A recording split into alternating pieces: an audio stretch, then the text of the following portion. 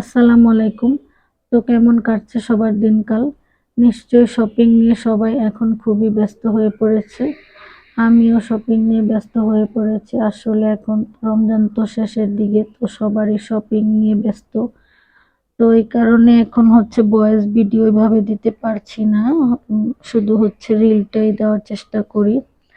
আসলে রমজানে কাজও বেশি, এরপরে রমজান যখন শেষের দিকে চলে আসে তখন তো মানে শপিং এ যাওয়া, শপিং থেকে এসে কাজ, এরপরে আবার রোজা রেখে মানে শপিং পুরাই ক্লান্ত। তো আমি এবার নিজেই সব শপিং করেছি, আমার হাজবেন্ডকে পাঠাইনি, আর বাচ্চাদেরকে নিয়েও গেলে দেখা যায় কি সবগুলো জিনিস দাম দিয়ে কিনে নিয়ে আসে, এরপরে আবার তো ঘোরাঘুরিটা পছন্দ করে না। তো আমি ছেলেকেও এবার ওর সাথে দেই নাই।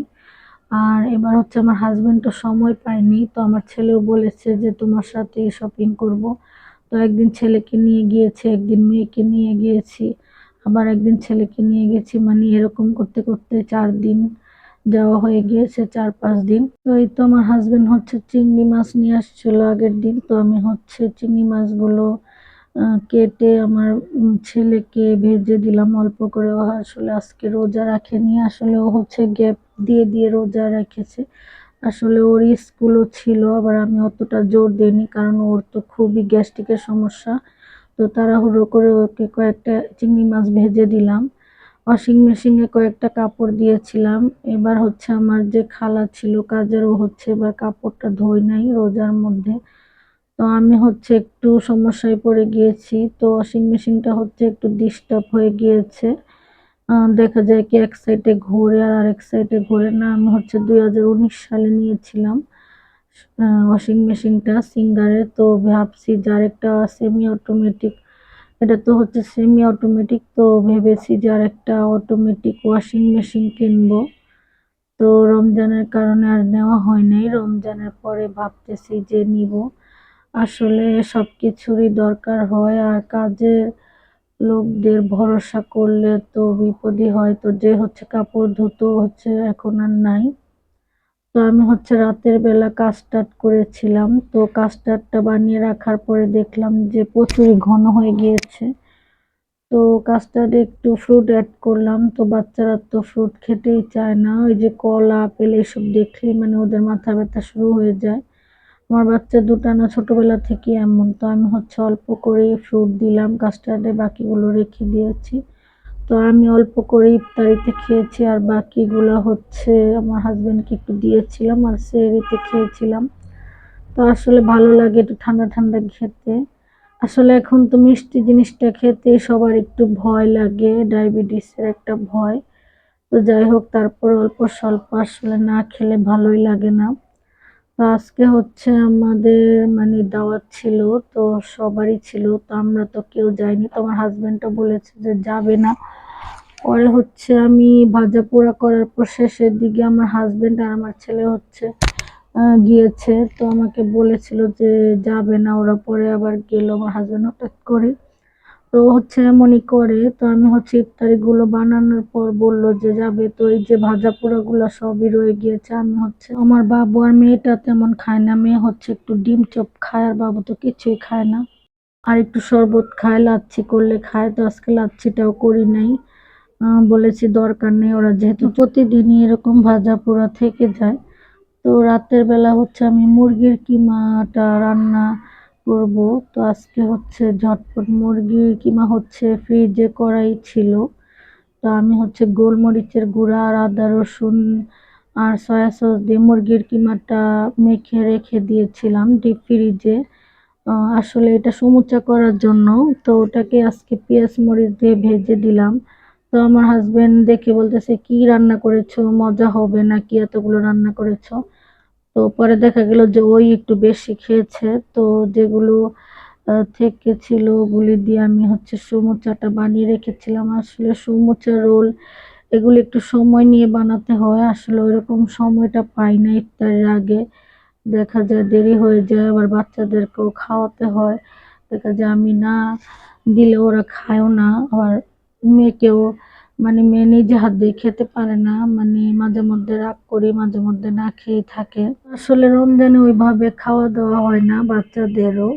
আর আমরা তো হচ্ছে একটা দুটার দিকে খেলে, আর সেহরিতে আমি ওইভাবে খাই না। আর আমার হাজবেন্ড হচ্ছে দুধ কলা দিয়ে ভাত খায়। তো আসলে বারে বারে ভাতটা খেলেও দেখা যায় হজমও হয় না। তো আমি হচ্ছে সেহরিতে বেশি খাবার খেলে আমার দেখা যায় সকালবেলা কেমন যেন বদহজম ফিল হয়। তো এই যে তোমাতে একটু টমেটো সস দিয়ে দিলাম, আসলে সসটা দিলে একটু টেস্টটাও বাড়ে, বাচ্চাদেরকেও মানে খেতে দিলে বাচ্চারাও মানে একটু মানে খেতে চায়। আসলে সসটা মুরগিতে অ্যাড করলে ভালোই লাগে। তো আমার মেয়েটা হচ্ছে খাবার নিয়ে একটু বেশি যন্ত্রণা করে। ও হচ্ছে মানে এটা খেতে চায় না, ওটা খেতে চায় না, মাছ তো পছন্দই করে না। তো ওর কারণে একটু মুরগি বা ডিম করতে হয়। তারপর ওইভাবে ভাতটা খায় না। দেখা যায় দুপুরে খেলে রাতে খায় না, রাতে খেলে দুপুরে খায় না, শুধু ওই যে দোকানের আবি যাবি এইসবই খায়। তো একটু ডাল ভর্তার জন্য ডাল বসিয়ে দিয়েছি, ডাল সিদ্ধ। তো এই যে কাঁচের গ্লাসগুলো সবই আমার ধুয়ে রাখতে হয়, কাজের খালার আশায় রাখলে দেখা যায় কি এটা সেটা ভেঙে ফেলে। আসলে ওই যে কাজের লোকের আশায় রাখার থেকে নিজের কাজ নিজের করাটাই ভালো। আসলে ওরা তো মানে এত বাসায় কাজ করে না, ওদের একটু রাগ, ওদের একটু কাজ করতে গেলে রাগে উঠে যায়। তো আমি হচ্ছে কাঁচের গ্লাসগুলো নামাতে চাই না। তো আমার মেয়ে আর ছেলে হচ্ছে ইফতারির জন্য কাঁচের গ্লাসগুলো নেয় জুস খাওয়ার জন্য, লাচ্ছি খাওয়ার জন্য। তো আমার বাবু হচ্ছে দু একটা ভেঙেই ফেলে। তো রমজানেও দু একটা ভাঙা হয়ে গিয়েছে অলরেডি। তো আমি তো নাই করি যাতে কাঁচের গ্লাসগুলো না বের করা হয়, ডাইনিং টেবিলে না নেওয়া হয়, তারপর ওরা তো নিবেই। তো দুইটা ডিম দিয়ে হচ্ছে কিমা রান্না করে দিলাম মেয়ের জন্য। তারপর ওকে হচ্ছে 4-5 লোকমাই খাওয়াতে পারলাম, ও হচ্ছে খেলো না। তো ওই যে একটু ম্যাগি মশলা দিয়ে দিলাম ডিমের কিমাটা। আমি হচ্ছে এভাবে ডিম দিয়ে মাঝে মধ্যে রান্না করে দিই, আসলে ভালোই লাগে ম্যাগি মশলাটা দিলে। জানি না কে কিভাবে করে, আমি এভাবে করি। আসলে ঝটপট রান্নার জন্য এই রান্নাগুলা কিন্তু সময়টাও বাঁচিয়ে দেয়। আসলে ওই দিন হচ্ছে আমার একটু দেরি হয়ে গিয়েছিল রান্নাটা করতে, আর আমার হাজবেন্ডও চলে এসেছিল। তো 12টার মতো বেজে গিয়েছিল। তা আমি এই যে ঝটপট করে এগুলোই করেছিলাম। আর হচ্ছে ডালের ভর্তা করেছিলাম। আসলে রমজানে ডালটা রান্না করলে দেখা যায় থেকে যায়, আর হচ্ছে ডালটা বাসিটাও ভালো লাগে না। রমজানে আসলে কিছুই বাসি খাবারটা না খাওয়াটাই ভালো। আমরা তো এমনিতেও অতটা বাসি খাই না। আর এই যে আমার কাজের খালা হচ্ছে এরকম মোটা মোটা করে আমাকে পেঁয়াজ কেটে দিয়ে যায় প্রতিদিন। মানে মাঝে মধ্যে আসলে রাগ ওঠে, আবার মাঝে মধ্যে আসলে ওদেরকে দিয়ে করাতে হয়। আসলে আমরা ওই যে হেল্পিং হ্যান্ডকে ছাড়া আসলে চলতেই পারি না, সব সময় আমাদের শরীরে আসলে কাজ করে কুলায় না। আর সংসারে তো প্রচুর কাজ থাকে, আর যাদের তো বাচ্চাদের ঘর, ওদের তো কাজের মানে সারাদিনও শেষ নাই। তো আমি হচ্ছে একটু শুকনো মরিচ টেলে নিলাম।